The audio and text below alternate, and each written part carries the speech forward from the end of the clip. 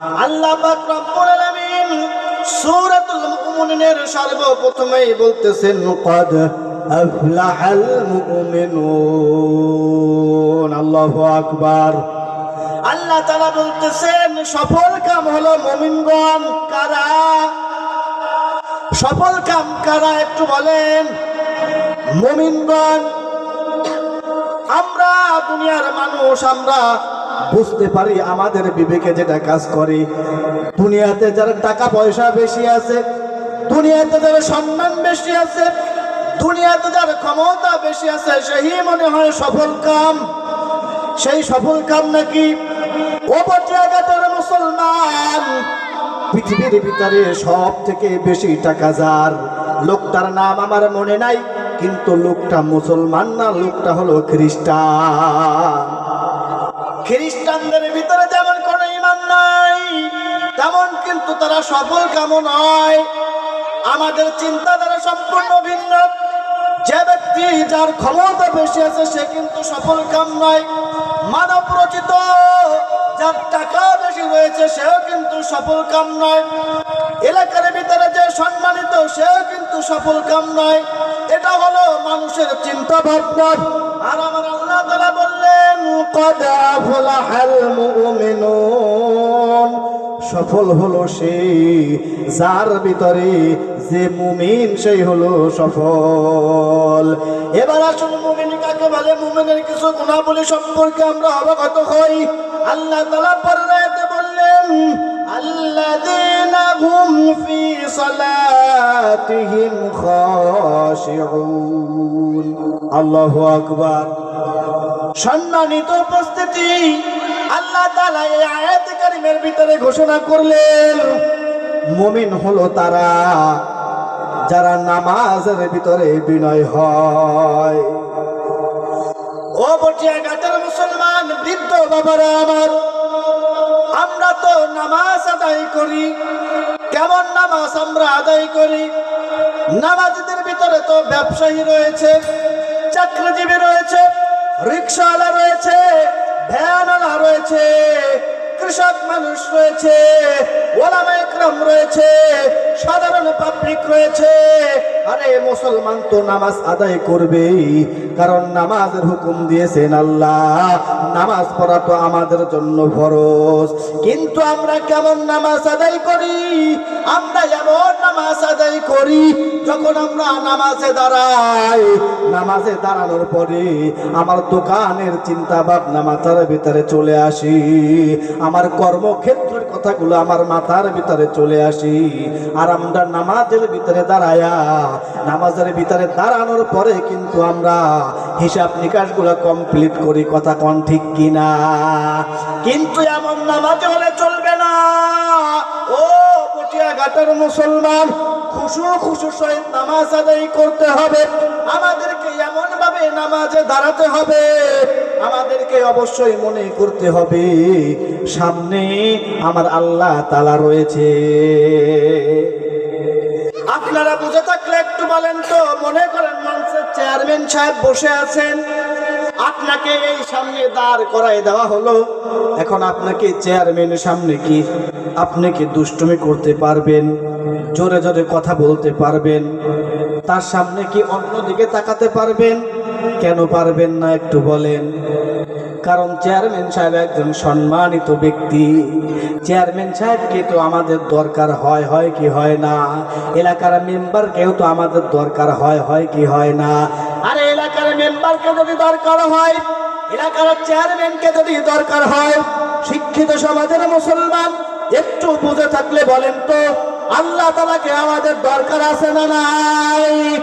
আল্লাহ তাআলাকে সবার আগে আমাদের দরকার আছে, কারণ আমরা তো মানুষ মরণশীল। আজ আছি কাল থাকবো না, অন্ধকার জগতে চলে যাব। চলে যাবার পরে কিন্তু আমার রবকেই আমার দরকার হবে। কথা কান ঠিক কিনা? এর জন্য রবের সামনে যখন দাঁড়ানো হবে, যখনই আমি রবের সামনে দাঁড়াবো, আমার দুনিয়াবি কোনো চিন্তা ভাবনা মাথার ভিতরে আনা যাবে? দুনিয়াবি কোনো কর্মক্ষেত্র আমার মাথার ভিতরে আনা যাবে? আমার ব্যবসার ক্ষেত্রে কোনো কিছু মাথায় আনা যাবে না, কারণ আমি দাঁড়িয়েছি আল্লাহ তাআলার সামনে। আমরা যদি এতটুকু যদি না ভাবতে পারি, তাহলে মনে মনে অবশ্যই আমরা এটা ভেবে নিব যে আমার সামনে অবশ্যই আল্লাহ তাআলা দাঁড়িয়ে আছে। ও পটিয়াঘাটের মুসলমান, খুশু খুশু সম্পর্কে অনেক তাফসীর কারক অনেক কথা লিখেছেন। কোন তাফসীর কারক লিখেছেন, গায়ে যদি মশা মাছি পড়ে, মশা মাছিও মারা যাবে না। নামাজ পড়তে হবে কিভাবে? হযরত আবু বকর রাদিয়াল্লাহু তাআলা আনহু একটি যুদ্ধক্ষেত্রে তার পায়ের ভিতরে একটি তীর ঢুকে গেল। তীর ঢুকে যাবার পরে তীর সে উঠাতে পারলো না। ওই অবস্থায় হযরতে আবু বকর নামাজে দাঁড়িয়ে গেলেন। নামাজে দাঁড়ানোর পরে আল্লাহর নবী একজন সাহাবীকে ডাক দিয়ে বলে, রে সাহাবী, আবু বকর যখন সেজদায় চলে যাবে তখন তার পা থেকে তীরটা টেনে উঠাবে। একইভাবে করে নবীজির কথা মতো হযরতে আবু বকর নামাজে দাঁড়ালেন, রুকু করলেন। যখন সেজদায় চলে গেল, যেই সাহাবীকে ঘোষণা করা হয়েছে ও সাহাবী আবু বকরের পা থেকে তীরটা টেনে উঠাবা, ওই সাহাবী আবু বকর সেজদায় যাওয়ার পরই আবু বকরের পা থেকে তীরটা টান দিয়ে উঠালেন। আবু বকর টের পেলেন না, আবু বকর কোনো কিছু মনে করলেন না। তাহলে একটু বলেন তো, তাদের নামাজ কেমন নামাজ ছিল আর আমাদের নামাজ কেমন নামাজ? আমাদের পায়ে যদি একটা মশা কামড় দেয় তাহলে আমরা অনেকে কিন্তু চিন্তায় পড়ে যায়, ডেঙ্গু হইল কি হইল না। এমন নামাজ পড়া যাবে না। নামাজের ভিতরে দুনিয়াবি কোনো চিন্তা ভাবনা আনা যাবে না। নামাজ সম্পর্কে আল্লাহর নবী বলেন, আউয়ালু মা ইউহাসাবু বিহিল আবদু ইয়াওমাল কিয়ামাতিস সালাহ। কিয়ামতের দিবসে সর্বপ্রথম আমার আল্লাহ তাআলা আমাদের কাছ থেকে নামাজের হিসাব নেবেন। শুধুমাত্র তাই নয়, রব্বুল আলামিনের নবী, আপনার আমার নবী মুহাম্মদ আরবি সাল্লাল্লাহু আলাইহি ওয়াসাল্লাম অন্য হাদিসে বললেন, as-salatu মিফতাহুল জান্নাতিস সালাহ। নামাজ হলো বেহেশতের চাবি। কথা বলেন ঠিক কিনা? দুনিয়াতে বসে আপনি আমি দান করলাম, সদকা করলাম, হজ করলাম, আমরা অনেক ইবাদত করলাম, অনেক সামাজিক কাজ করলাম, কিন্তু মুয়াজ্জিন সাহেব as-সালাতু খায়রুম মিনান নাওম বলে মসজিদে যখন ডাক দেয়, হাইয়া আলাস সালাত, হাইয়া আলাল ফালাহ বলে যখন ডাক দেয়, তখন আমরা দুনিয়াবি কাজে ব্যস্ত, আমরা আল্লাহর ডাকে সাড়া দেই না, আমরা নামাজ পড়ি না। আমরা দুনিয়া সব ভালো কাজ করলাম, আল্লাহ তাআলা জান্নাত দিলেও কি আমরা জান্নাত খুলতে পারবো নাকি? কেন খুলতে পারবো না? আমাদের কাছে কি নেই? চাবি নেই, কি নেই? কারণ নামাজ হলো জান্নাতের চাবি। এর জন্য নামাজ পড়ার দরকার আছে না নাই? নামাজ পড়ার দরকার আছে। নামাজ পড়া তো ফরজ, নামাজ তো পড়তেই হবে, কিন্তু নামাজ পড়ার মতোই নামাজ পড়তে হবে। মনে থাকবে তো ইনশাআল্লাহ? এবার আসুন আমার বন্ধুগণ, আল্লাহ তাআলা সূরাতুল মুমিনুনের 3 নম্বর আয়াতের ভিতরে বলেন, ওয়াল্লাযীনা হুম আনিল লাগwi মুরিদুন। আল্লাহু আকবার। রব্বুল আলামিন এর ভিতরে ঘোষণা করলেন, ও দুনিয়ার মানুষ, ইমানদার হলো তিনি, মুমিন হলো তিনি। মুমিনের 2 নাম্বার গুণ, পৃথিবীর জমিনে, আসমানের নিচের জমিনের উপরে যারা অযথা ফায়সা কথাবার্তা থেকে বিরত থাকে। আমাদের সমাজে আপনারা একটু বলেন তো, আমরা কি ফায়সা কথা থেকে বিরত থাকতে পারি? ফজরের আযানের পর থেকে নিয়ে শুরু করে, আমার ঘুম ভাঙার পর থেকে নিয়ে শুরু করে, রাত্রে ঘুমানোর আগ পর্যন্ত বাড়ির ভিতরে মহিলাদের কেঁচামেচি, বাজারের ভিতরে মানুষের কেঁচামেচি, ফায়সা কথা চলে কি চলে না? চায়ের দোকানে ফায়সা কথা চলে কি চলে না? আরে কোন আলেম কি করলো সেই নিয়ে গীবত চলে, রাস্তাঘাটে চলতে গেলেও গীবত চলে। কিন্তু না না না, আমার নবীর ভিতরে কিন্তু অযথা ফায়সা কথা কিন্তু তিনি বলতেন না। আমাদেরকে এই গুণটা অর্জন করতে হবে।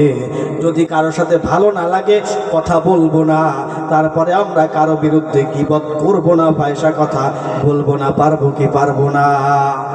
আমরা অবশ্যই চুপ করে থাকবো।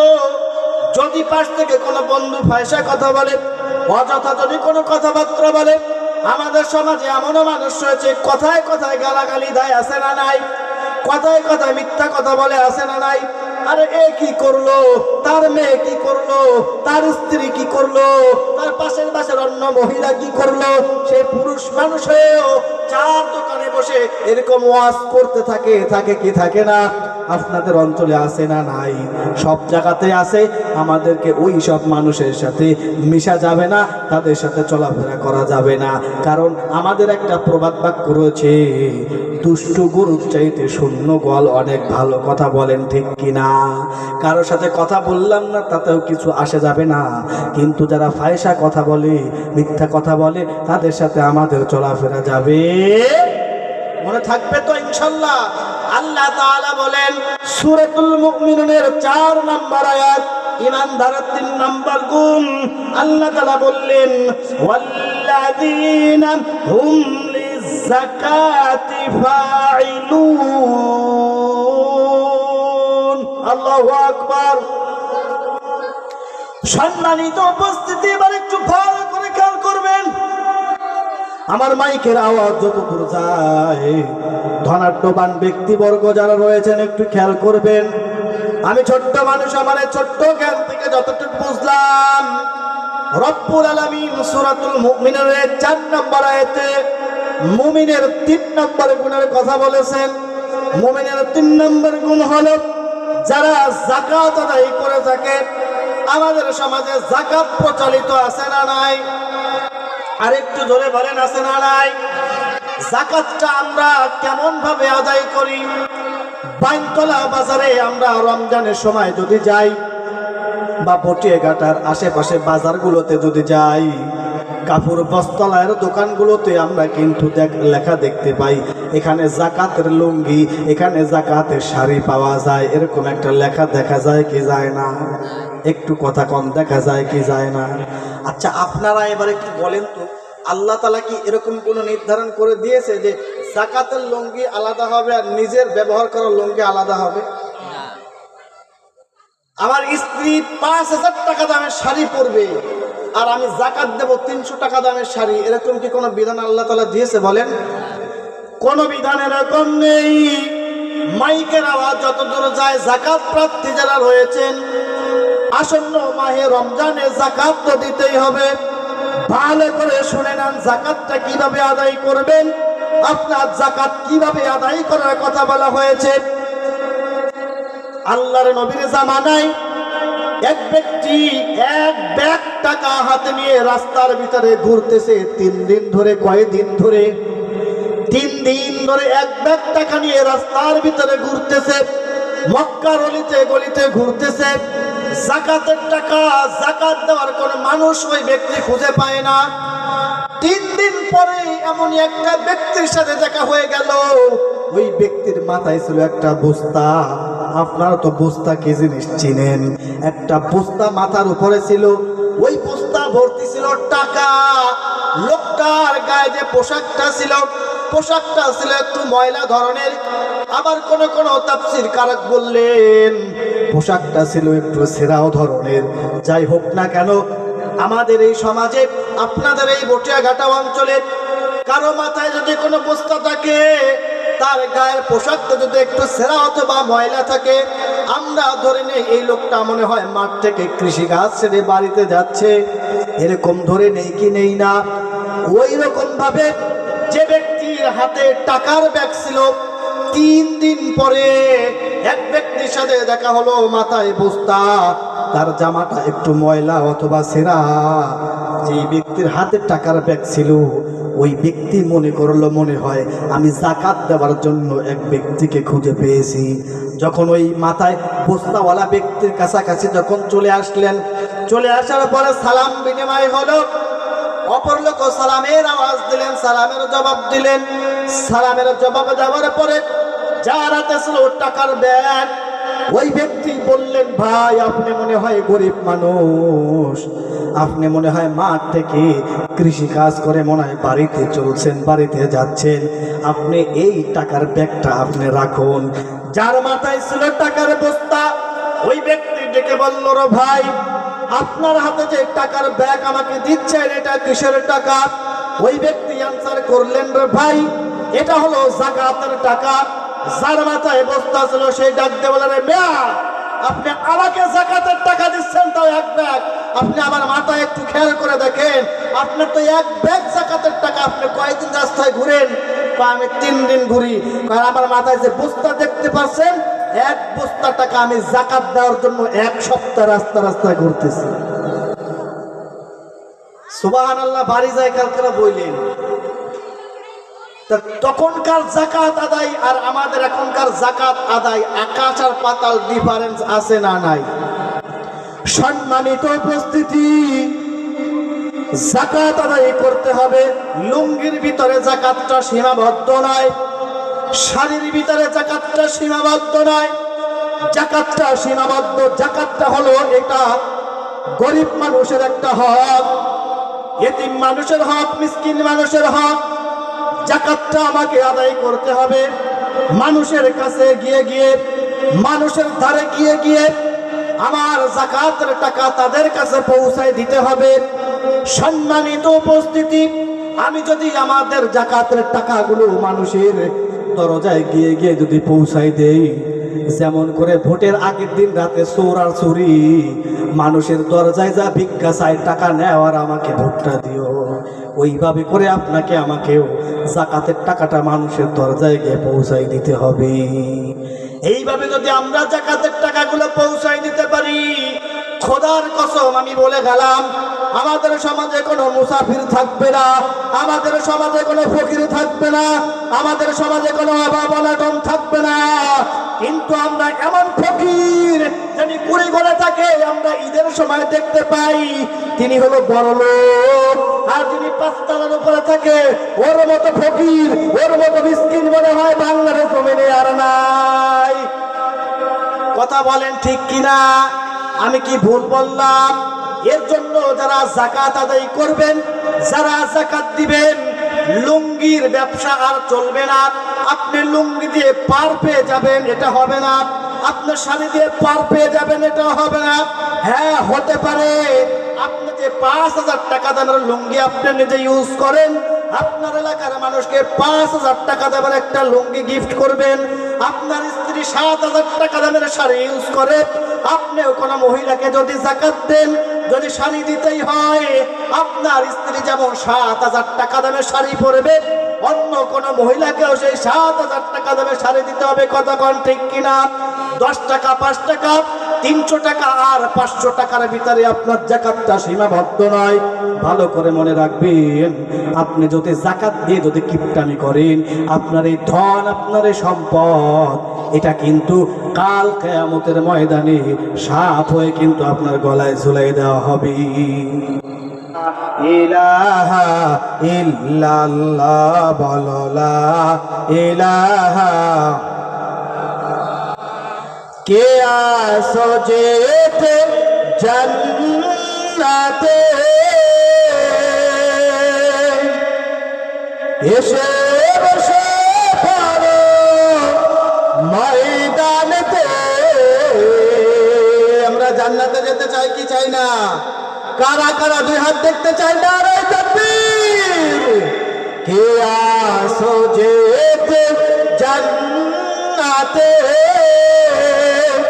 এসে বসে পাবো মাহফিলেতে, তবে তো খুশি হবেন আল্লাহ। লা ইলাহা ইল্লাল্লাহ, জোরে লা ইলাহা ইল্লাল্লাহ, লা ইলাহা ইল্লাল্লাহ বলো, লা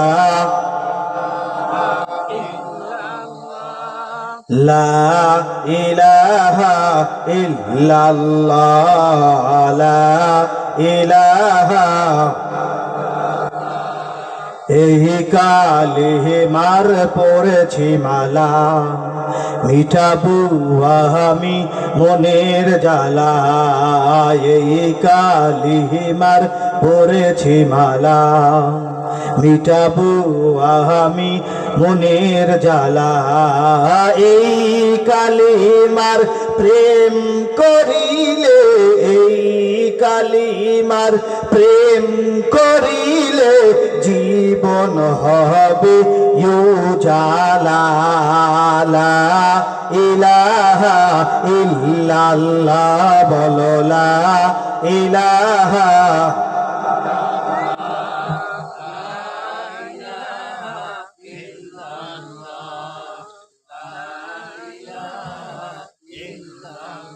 সবাই লা ইলাহা ইল্লাল্লাহ, লা ইলাহা।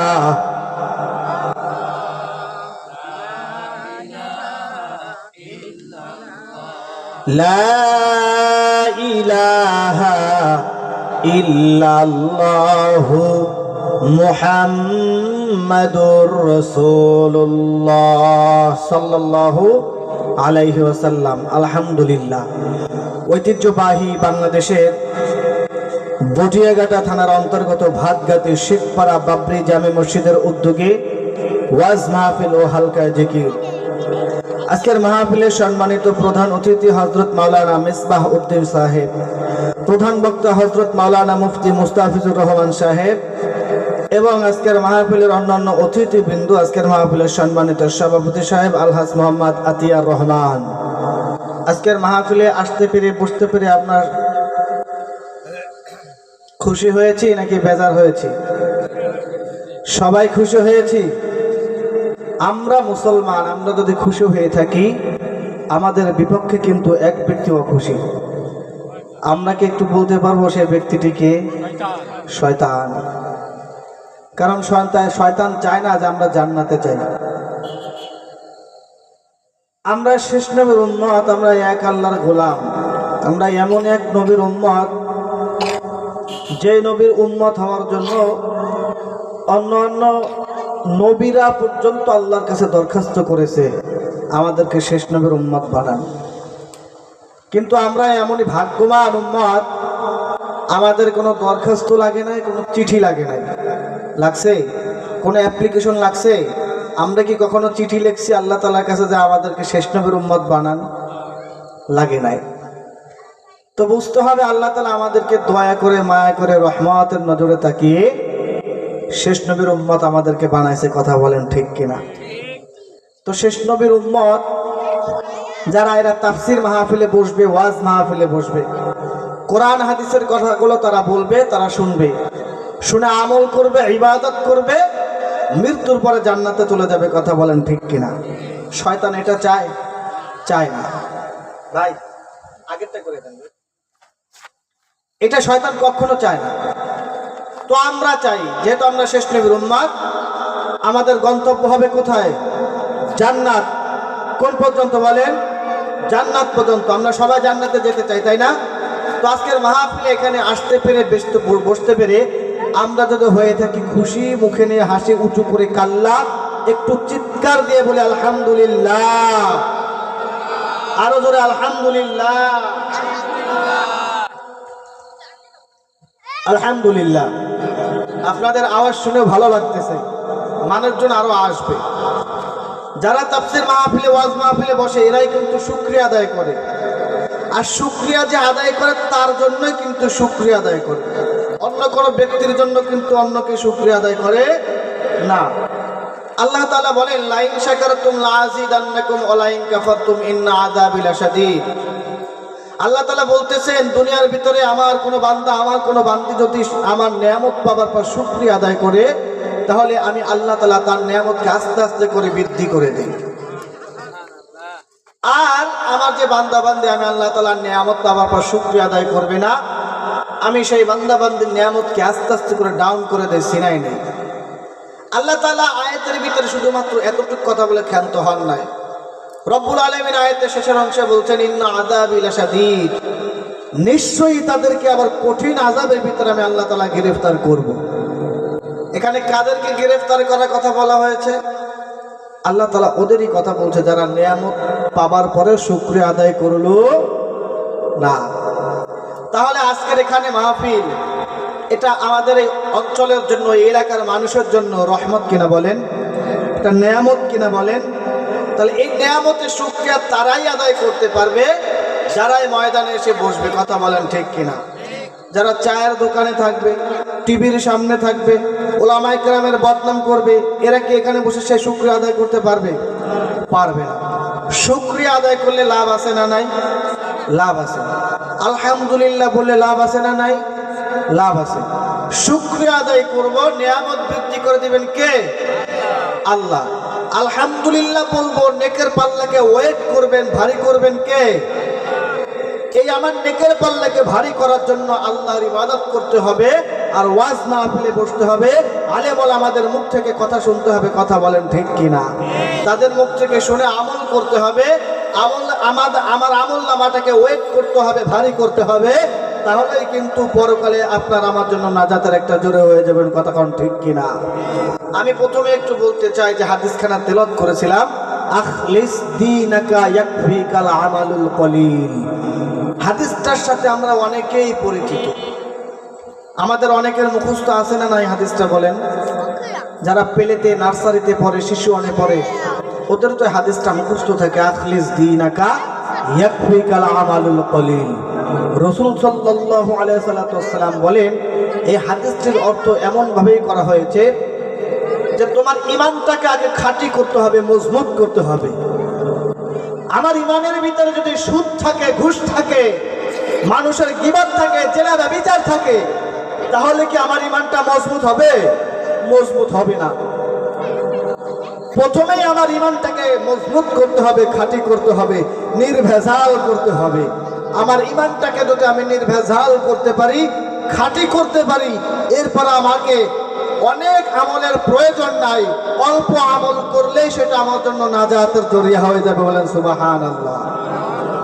তাহলে প্রথমে আমরা যারা এখানে বসলাম, আমরা বুঝতে পারলাম আমাদের ঈমানের ভিতরে যদি দুর্বলতা থাকে, যদি কোনো সমস্যা থাকে, আগে এই সমস্যাটাকে দূর করে ঈমানটাকে মজবুত করতে হবে, পরিপূর্ণ করতে হবে।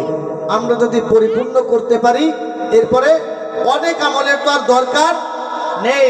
অল্প আমল করলে সেটা আমাদের জন্য কি হয়ে যাবে? নাজাতের জন্য জরিয়া হয়ে যাবে, তাই না? তাহলে আমরা এখানে যারা বসলাম, আমরা কি আমাদের আমলটাকে, আমাদের ঈমানটাকে মজবুত করতে পারি না? মজবুত করতে চাই না? কারণ আমরা তো কবরমুখী, আজ আছি কাল নেই। হামারা সব মুসাফির হাই, ওহি আখির ঠিকানা, কুই আগে রওয়ানা হাই, কুই পিছে রওয়ানা।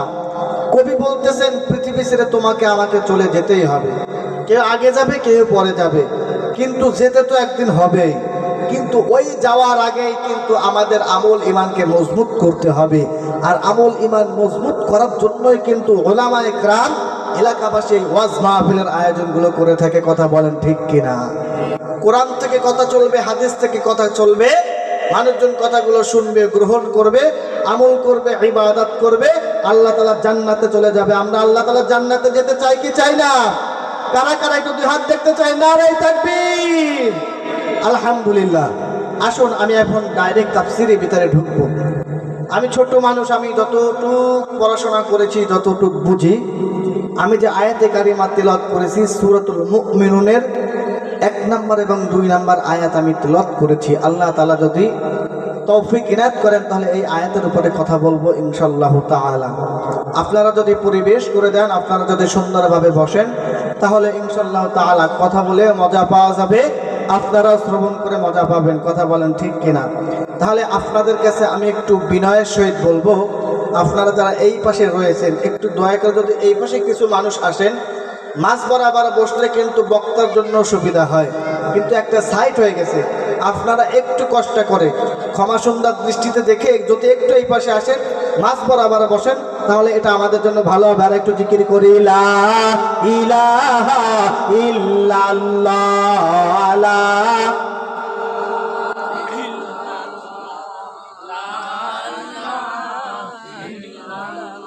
জোরে লা ইলাহা,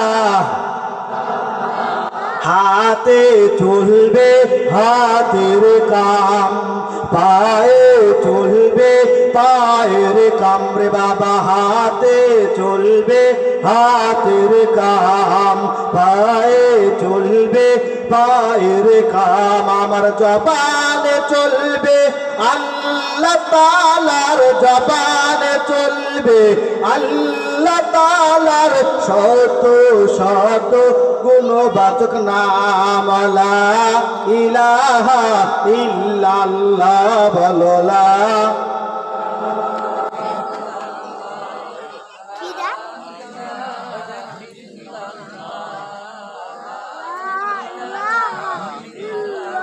লা ইলাহা ইল্লাল্লাহু মুহাম্মাদুর রাসূলুল্লাহ সাল্লাল্লাহু আলাইহি ওয়াসাল্লাম।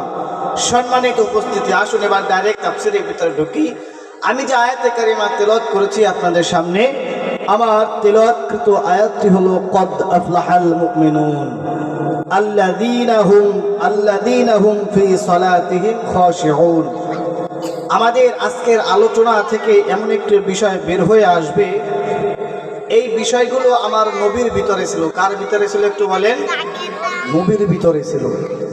নবীর ভিতরে যে গুণাবলীগুলো ছিল, এইগুলো যদি আমাদের ভিতরে আনতে পারি, আমাদের ভিতরে যদি থাকে, কোনো পুরুষ কোনো মহিলার ভিতরে যদি এই গুণাগুলো যদি থাকে, তাহলে সেই ব্যক্তি আল্লাহ তাআলা জান্নাতে চলে যাবে। বলেন সুবহানাল্লাহ। তাহলে আমাদের জানার দরকার আছে না নাই একটু বলেন তো, নবীর ভিতরে কোন কোন গুণগুলো ছিল? বাস্তবতার সাথে মিলাবেন, আমার জীবনের সাথে আর নবীর জীবনের সাথে মিল আছে কিনা। যেহেতু আমরা মুসলমান, আমরা স্মরণ করি বিশ্বনবী মুহাম্মদ আরবি সাল্লাল্লাহু আলাইহি ওয়াসাল্লামকে। আমরা কোনো ইহুদি খ্রিস্টানদেরকে স্মরণ করি না, আমরা স্মরণ করি আবু বকরকে, আমরা স্মরণ করি ওসমানকে, আমরা স্মরণ করি আলীকে, আমরা স্মরণ করি ওমরকে। কথা বলেন ঠিক কিনা? তাহলে বাস্তবতার সাথে আমরা এখন মিলাবো, আমার নবীর ভিতরে যে চরিত্রগুলো ছিল, এই চরিত্রগুলো আমার আপনার ভিতরে আছে কিনা। যদি থেকে থাকে তাহলে ইনশাআল্লাহ তাআলা আমরা ভেবে নিব আমরা কিন্তু একজন জান্নাতি মানুষ হয়ে যাব। কথা বলেন ঠিক কিনা? তাহলে আসুন আমার বন্ধুগণ, আর কোনো কথা না বলে ডাইরেক্ট তাফসীরের ভিতরে ঢুকছি। হযরত ওমর রাদিয়াল্লাহু তাআলা আনহুর নাম তো আমরা সকলে শুনেছি কি শুনি নাই? এই হযরত ওমর কেমন ব্যক্তি ছিলেন তাও কিন্তু আমরা জানি। হযরত ওমরের জীবনী থেকে কিন্তু আমরা জানতে পারি, বুঝতে পারি হযরত ওমর একজন শক্তিশালী পুরুষ ছিল। হযরত ওমরের সামনে মক্কার কোন কাফের বেঈমান কথা বলার কিন্তু সাহস পেত না। যখন হযরত ওমর ইসলাম গ্রহণ করলেন, হযরত ওমর রাদিয়াল্লাহু তাআলা আনহু ইসলাম গ্রহণ করার পরে ওমরের সামনে কোন বেঈমান ইসলামকে কটূক্তি করতে পারত না।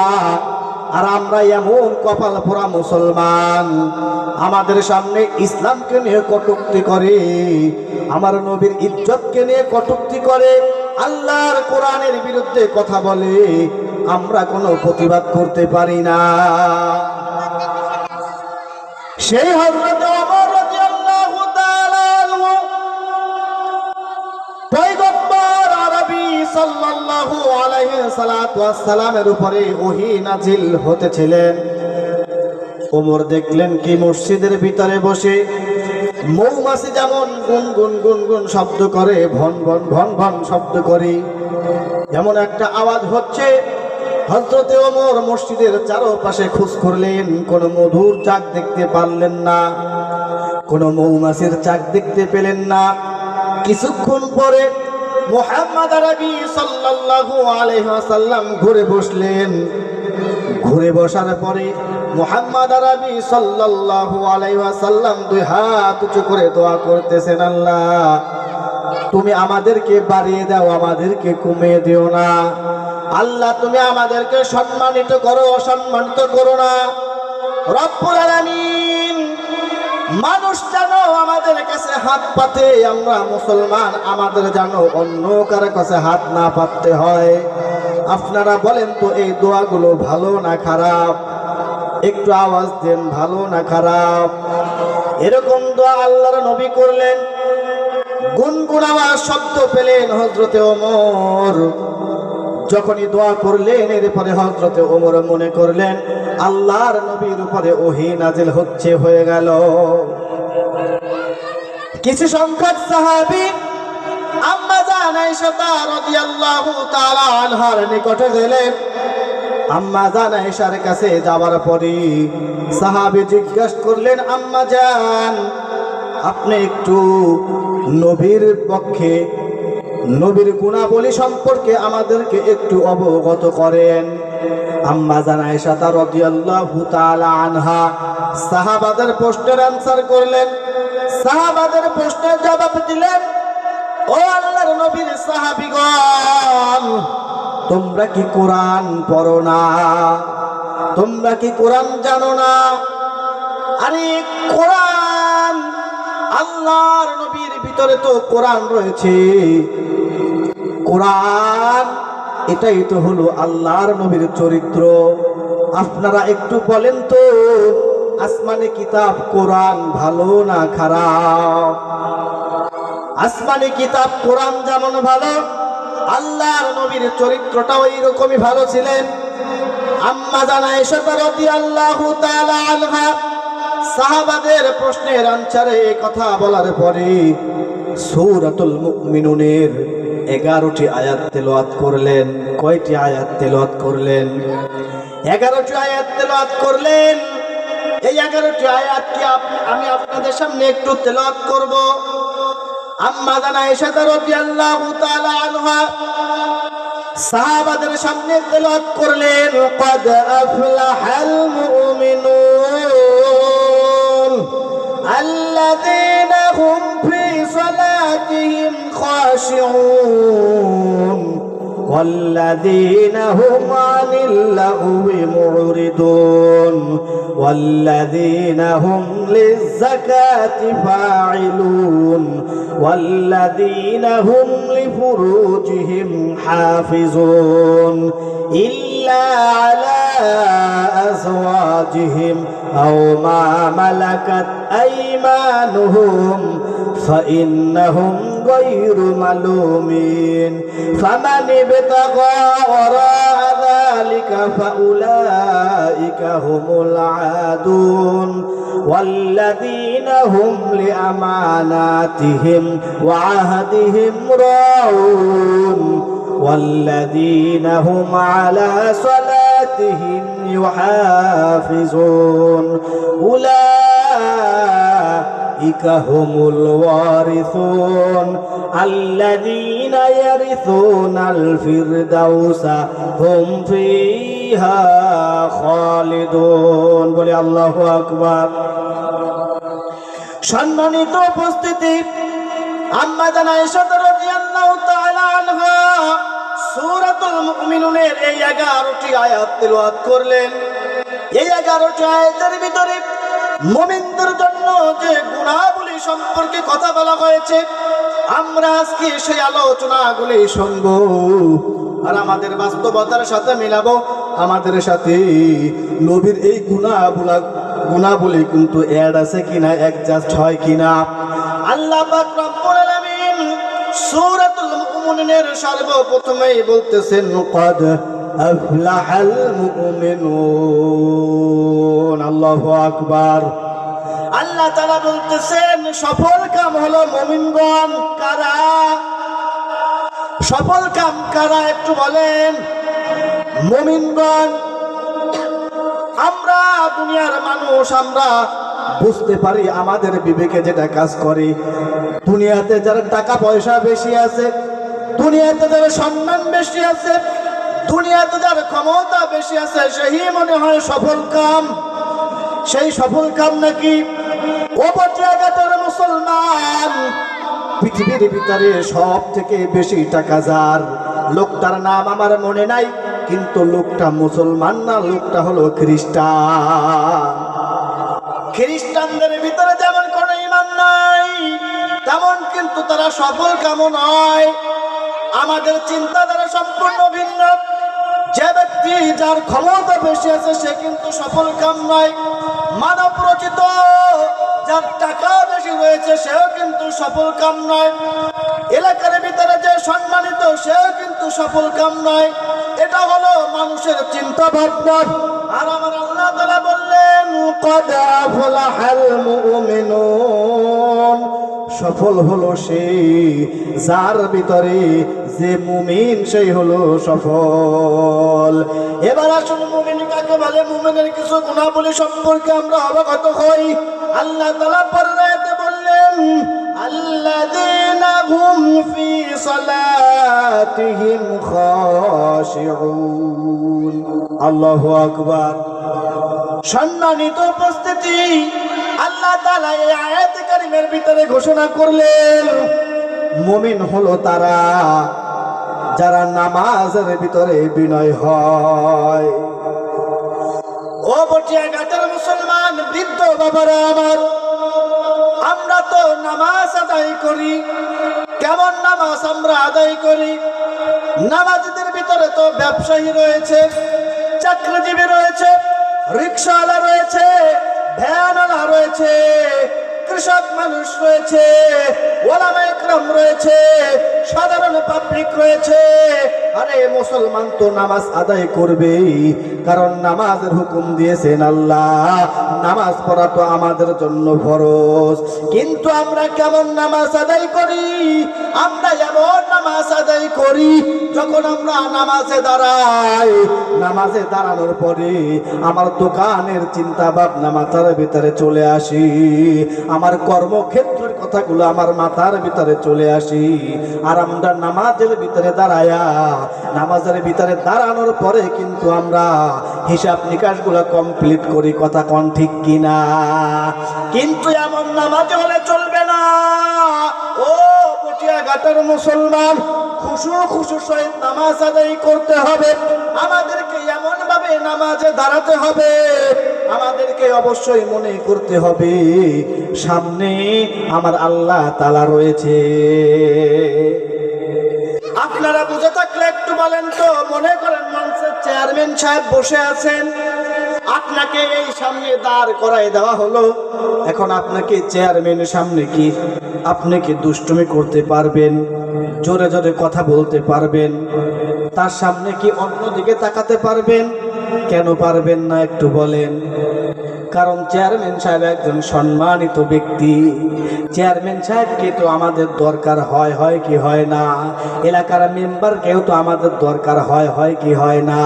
আরে এলাকার মেম্বারকে যদি দরকার হয়, এলাকার চেয়ারম্যানকে যদি দরকার হয়, শিক্ষিত সমাজের মুসলমান একটু বুঝে থাকলে বলেন তো, আল্লাহ তাআলাকে আমাদের দরকার আছে না নাই? আল্লাহ তাআলাকে সবার আগে আমাদের দরকার আছে, কারণ আমরা তো মানুষ মরণশীল। আজ আছি কাল থাকবো না, অন্ধকার জগতে চলে যাব। চলে যাবার পরে কিন্তু আমার রবকেই আমার দরকার হবে। কথা কোন ঠিক কিনা? এর জন্য রবের সামনে যখন দাঁড়ানো হবে, যখনই আমি রবের সামনে দাঁড়াবো, আমার দুনিয়াবি কোনো চিন্তা ভাবনা মাথার ভিতরে আনা যাবে? দুনিয়াবি কোনো কর্মক্ষেত্র আমার মাথার ভিতরে আনা যাবে? আমার ব্যবসার ক্ষেত্রে কোনো কিছু মাথায় আনা যাবে না, কারণ আমি দাঁড়িয়েছি আল্লাহ তাআলার সামনে। আমরা যদি এতটুকু যদি না ভাবতে পারি, তাহলে মনে মনে অবশ্যই আমরা এটা ভেবে নিব যে আমার সামনে অবশ্যই আল্লাহ তাআলা দাঁড়িয়ে আছে। ও বটিয়া ঘাটের মুসলমান, খুশু সম্পর্কে অনেক তাফসীর কারক অনেক কথা লিখেছেন। কোন তাফসীর কারক লিখেছেন, গায়ে যদি মশা মাছি পড়ে, মশা মাছিও মারা যাবে না। নামাজ পড়তে হবে কিভাবে? হযরত আবু বকর রাদিয়াল্লাহু তাআলা আনহু একটি যুদ্ধক্ষেত্রে তার পায়ের ভিতরে একটি তীর ঢুকে গেল। তীর ঢুকে যাবার পরে তীর সে উঠাতে পারলো না। ওই অবস্থায় হযরতে আবু বকর নামাজে দাঁড়িয়ে গেলেন।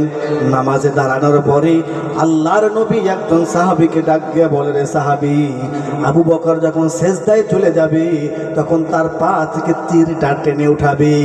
একইভাবে করে নবীজির কথা মতো হযরতে আবু বকর নামাজে দাঁড়ালেন, রুকু করলেন। যখনই সেজদায় চলে গেল, যেই সাহাবীকে ঘোষণা করা হয়েছে ও সাহাবী আবু বকরের পা থেকে তীরটা টেনে উঠাবা। ওই সাহাবী আবু বকর সেজদায় যাওয়ার পরই আবু বকরের পা থেকে তীরটা টান দিয়ে উঠালেন। আবু বকর টের পেলেন না, আবু বকর কোনো কিছু মনে করলেন না। তাহলে একটু বলেন তো, তাদের নামাজ কেমন নামাজ ছিল আর আমাদের নামাজ কেমন নামাজ? আমাদের পায়ে যদি একটা মশা কামড় দেয় তাহলে আমরা অনেকে কিন্তু চিন্তায় পড়ে যায়, ডেঙ্গু হইল কি হইল না। এমন নামাজ পড়া যাবে না। নামাজের ভিতরে দুনিয়াবি কোনো চিন্তা ভাবনা আনা যাবে না। নামাজ সম্পর্কে আল্লাহর নবী বলেন, আউয়ালু মা ইউহাসাবু বিহিল আবদু ইয়াওমাল কিয়ামাতিস সালাহ। কিয়ামতের দিবসে সর্বপ্রথম আমার আল্লাহ তাআলা আমাদের কাছ থেকে নামাজের হিসাব নেবেন।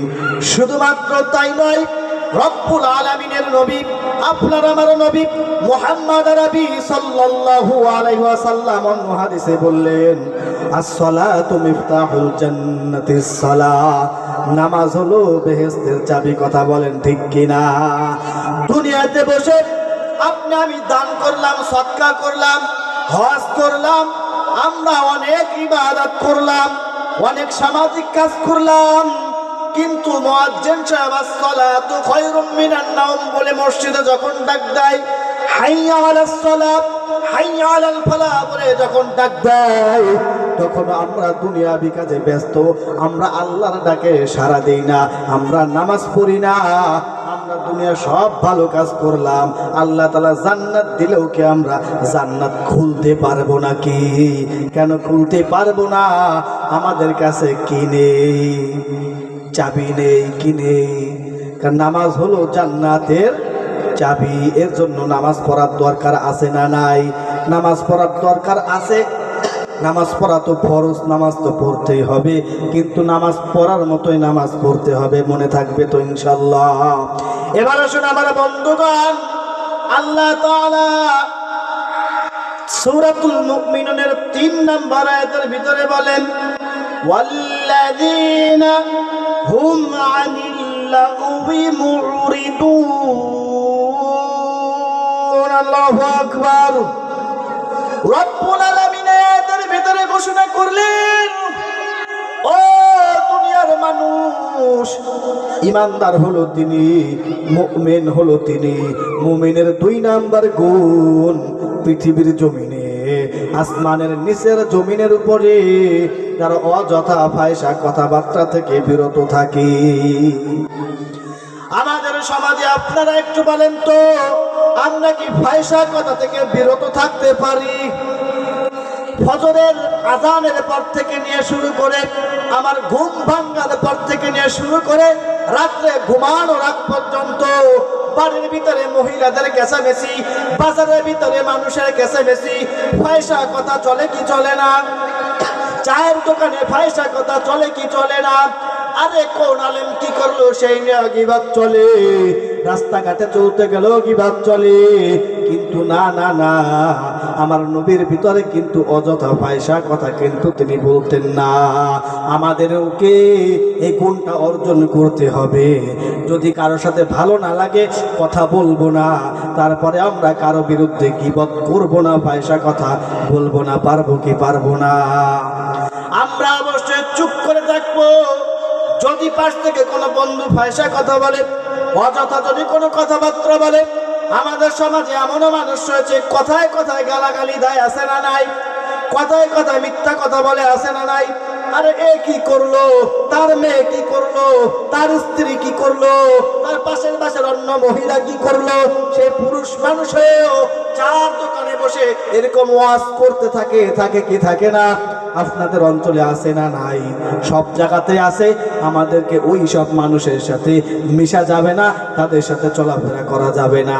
কারণ আমাদের একটা প্রবাদ বাক্য রয়েছে, দুষ্ট গরুর চাইতে শূন্য গোয়াল অনেক ভালো। কথা বলেন ঠিক কিনা? কারোর সাথে কথা বললাম না তাতেও কিছু আসে যাবে না, কিন্তু যারা ফায়সা কথা বলে, মিথ্যা কথা বলে, তাদের সাথে আমাদের চলাফেরা যাবে। মনে থাকবে তো ইনশাআল্লাহ? আল্লাহ তাআলা বলেন সূরাতুল মুমিনুনের 4 নম্বর আয়াত, ইমানদারের 3 নম্বর গুণ আল্লাহ তাআলা বললেন ওয়াল্লাযীনা হুম লিযাকাতি ফাইলুন। আল্লাহু আকবার। সম্মানিত উপস্থিতি, এবার একটু ভালো করে খেয়াল করবেন। আমার মাইকের আওয়াজ যতদূর যায়, ধনাঢ্যবান ব্যক্তিবর্গ যারা রয়েছেন একটু খেয়াল করবেন। আমি ছোট্ট মানুষ, আমার ছোট্ট জ্ঞান থেকে যতটুকু বুঝলাম, রব্বুল আলামিন সূরাতুল মুমিনের 4 নম্বর আয়াতে মুমিনের 3 নম্বর গুণের কথা বলেছেন। মুমিনের 3 নম্বর গুণ হলো যারা যাকাত আদায় করে থাকে। আমাদের সমাজে যাকাত প্রচলিত আছে না নাই? আরেকটু জোরে বলেন, আছে না নাই? যাকাতটা আমরা কেমন ভাবে আদায় করি? বাইনতলা বাজারে আমরা রমজানের সময় যদি যাই, বা বটিয়াঘাটার আশেপাশে বাজারগুলোতে যদি যাই, কাপড় বস্ত্রালয়ের দোকানগুলোতে আমরা কিন্তু লেখা দেখতে পাই, এখানে যাকাতের লুঙ্গি, এখানে যাকাতের শাড়ি পাওয়া যায়। এরকম একটা লেখা দেখা যায় কি যায় না?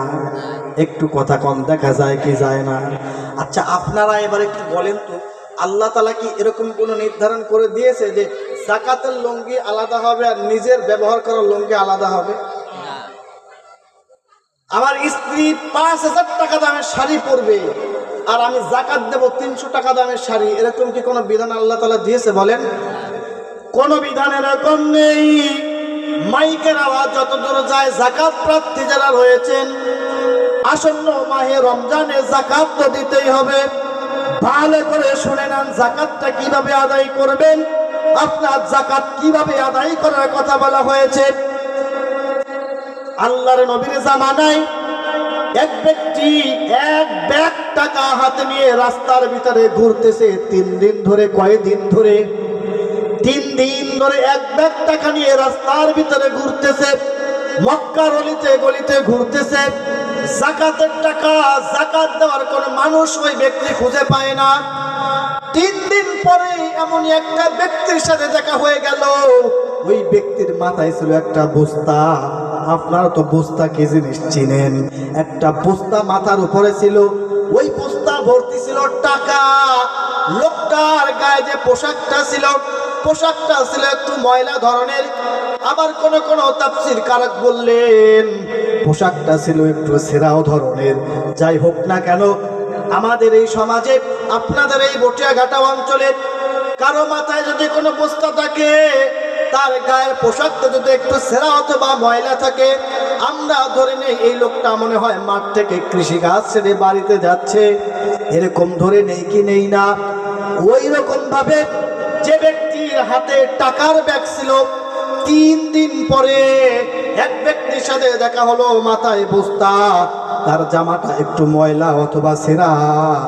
যে ব্যক্তির হাতে টাকার ব্যাগ ছিল, ওই ব্যক্তি মনে করলো মনে হয় আমি যাকাত দেওয়ার জন্য এক ব্যক্তিকে খুঁজে পেয়েছি। যখন ওই মাথায় বস্তাওয়ালা ব্যক্তির কাছাকাছি যখন চলে আসলেন, চলে আসার পরে সালাম বিনিময় হলো। অপর লোক সালামের আওয়াজ দিলেন, সালামের জবাব দিলেন। সালামের জবাব দেওয়ার পরে যার হাতে ছিল টাকার ব্যাগ, ওই ব্যক্তি বললেন, ভাই আপনি মনে হয় গরিব মানুষ, আপনি মনে হয় মাঠ থেকে কৃষি কাজ করে মনে হয় বাড়িতে চলছেন, বাড়িতে যাচ্ছেন, আপনি এই টাকার ব্যাগটা আপনি রাখুন। যার মাথায় ছিল টাকার বস্তা, ওই ব্যক্তি ডেকে বলল, রে ভাই আপনার হাতে যে টাকার ব্যাগ আমাকে দিচ্ছেন, এটা কিসের টাকা?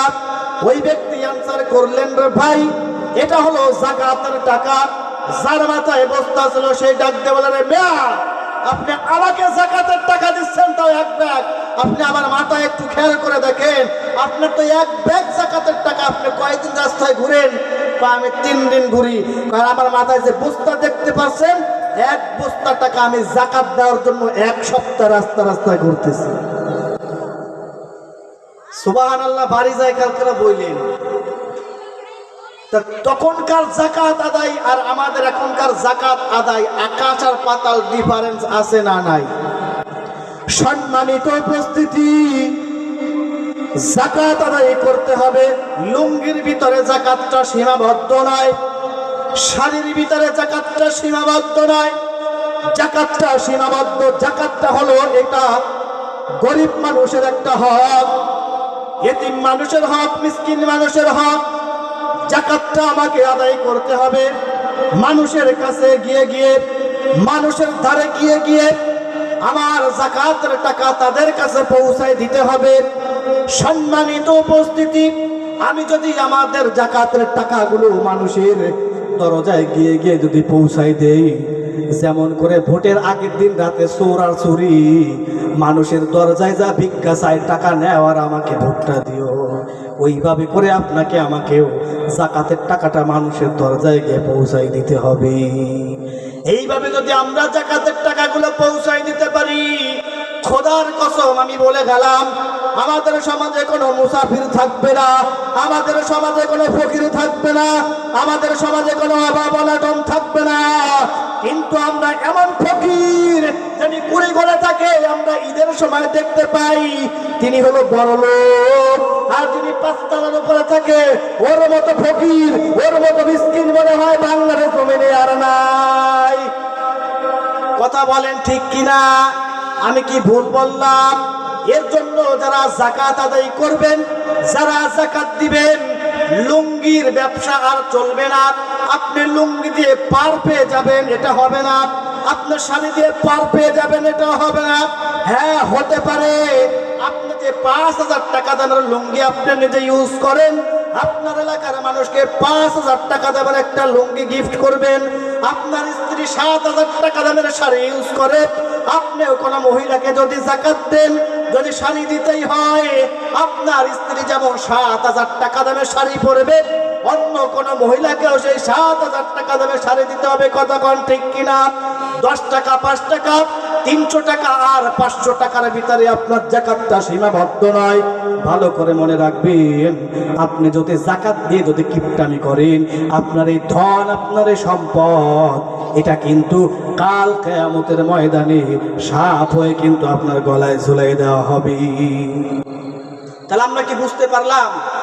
সময় খুবই সংক্ষেপ। আল্লাহ তাআলা যদি চায়, আবার যদি আগামীতে সুযোগ করে দেয়, ইনশাআল্লাহ তাআলা আপনাদেরকে পুরো আলোচনা শোনাবো।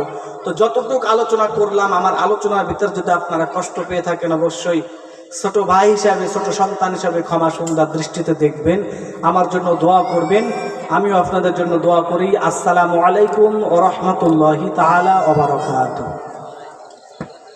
আলহামদুলিল্লাহ, আমরা মূল্যবান নসিহত শুনতেছিলাম বন্ধু ভাই হাফেজ কারি মোহাম্মদ রাসেল গাজী খুলনার কাছ থেকে।